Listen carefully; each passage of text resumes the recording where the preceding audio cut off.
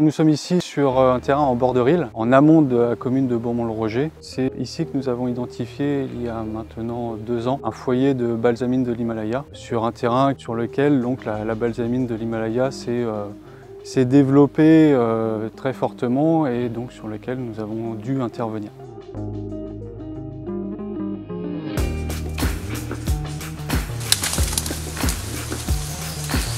Nous intervenons ici par le biais d'un chantier d'insertion. On intervient avec une équipe en moyenne d'une dizaine de personnes.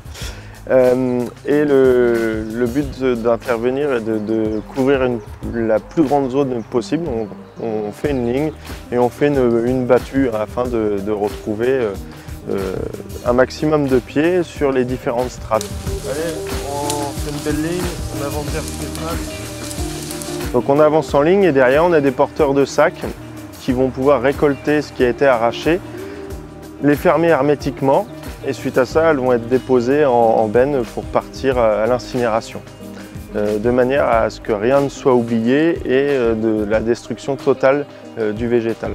Le problème que pose la balsamine de l'Himalaya, donc c'est une espèce exotique envahissante et de ce fait, elle n'a pas sa place vraiment sur ce milieu puisqu'elle n'est pas indigène et son développement se fait justement au détriment de la flore locale. Sa capacité de reproduction est trop importante pour pouvoir que les espèces locales puissent lutter contre son développement. Elle se dissémine assez rapidement par un système de graines. Le cours de l'eau va ensuite entraîner ces graines un peu plus vers l'aval. D'une seule station bien localisée, on peut se retrouver l'année suivante avec plusieurs autres stations en aval.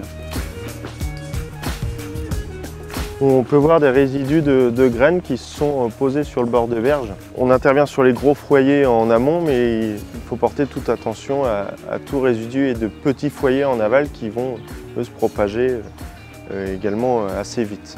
Le second problème qu'elle pose, c'est qu'elle a un système racinaire qui est très peu développé et donc pas du tout adapté à la tenue de la berge en bord de cours d'eau. Comme c'est en plus une plante annuelle, tous les ans elle meurt. Donc si elle est trop présente et domine un secteur de berge, son absence en hiver va fragiliser la berge qui va subir des phénomènes d'érosion par rapport au cours d'eau, notamment en période de crue.